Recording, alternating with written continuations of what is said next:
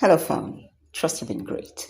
So, one of the major reasons why women struggle to lose weight in perimenopause, menopause, and even some men when they hit middle age is decline in muscle mass. You see, muscle is not just for strength, it is the most protective tissue in the human body and your strongest defense against metabolic decline. Muscle is a major sink for blood glucose because the muscle stores the larger amount of calories your body requires to function with for the day.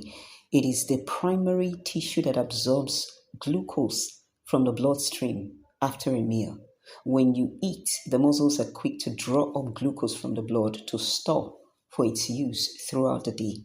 In metabolically healthy people, up to 80 to 90% of glucose after meals is stored in your muscles. That makes the muscle the primary blood sugar regulator. If you want to enjoy optimal health and longevity, muscle is not optional. In fact, loss of muscle is the strongest predictor of early death. Having sufficient muscle tissue will protect you against insulin resistance, type 2 diabetes, heart disease, unhealthy cholesterol profile, frailty and falls associated with seniors, Alzheimer's and cognitive decline generally, and of course, osteoporosis and fractures.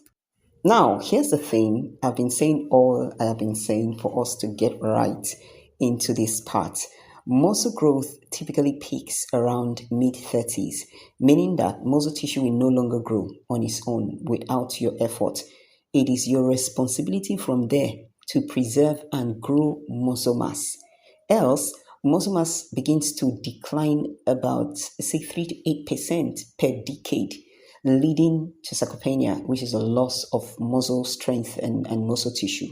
So, one of the major reasons why women in perimenopause and women in menopause and even middle-aged men struggle with weight gain, belly fat, insulin resistance, unhealthy blood lipids, heart disease, fatty liver disease, and all of those issues is largely due to the loss of muscle tissue.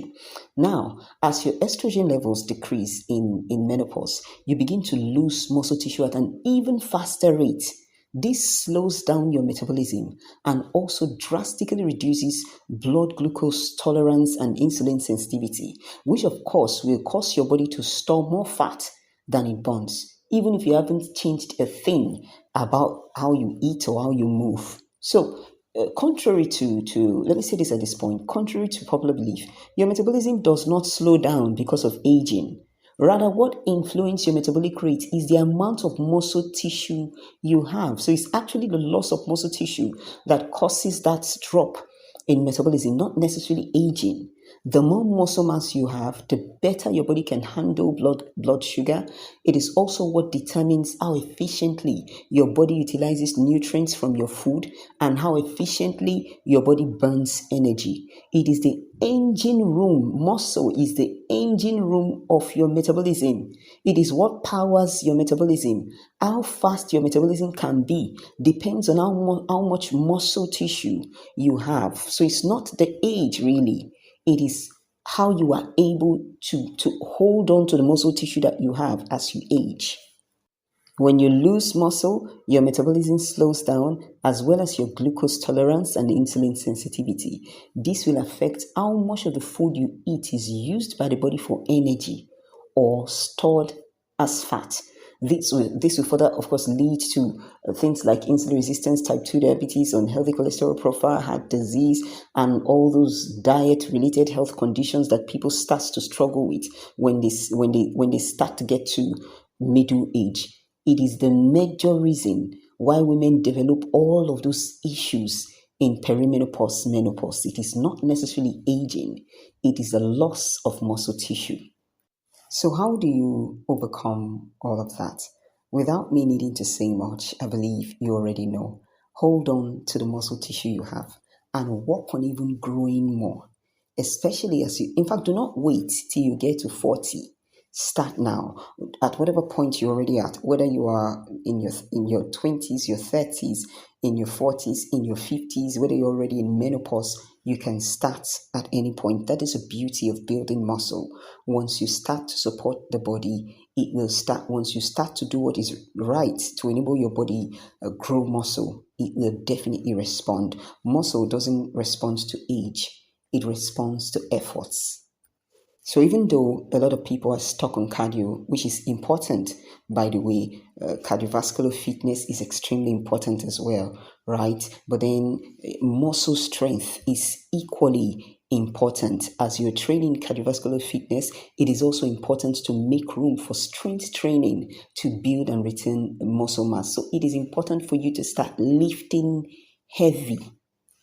To build muscle tissue, I have just two words for you: lift heavy and eat your proteins. Of course, if you're new to lifting weights, sign up at a gym where you can get a trainer to guide you on the basics so that you can prevent injuries, as well as, learn proper form, proper technique, so that you can enjoy the benefits of lifting rather than just lifting and getting injured and then still not reaping the rewards of the time you're putting in at the gym. So lifting heavy and prioritizing proteins. Proteins are the building blocks for muscle tissue, as proteins provide the necessary amino acids needed to grow and maintain muscle. Once you start to do that, you will see how it will become easy for you to lose weight effortlessly, even in menopause, even at 60. And that will, of course, begin to reflect in your overall health. Being metabolically unhealthy is the foundation of most lifestyle diseases, things like type 2 diabetes, insulin resistance, cholesterol issues, and a lot of other issues. So when you are metabolically healthy, you are healthy overall. Now, in my next podcast, I am going to talk about nutrition for effortless weight loss in perimenopause, menopause. Talk to you soon.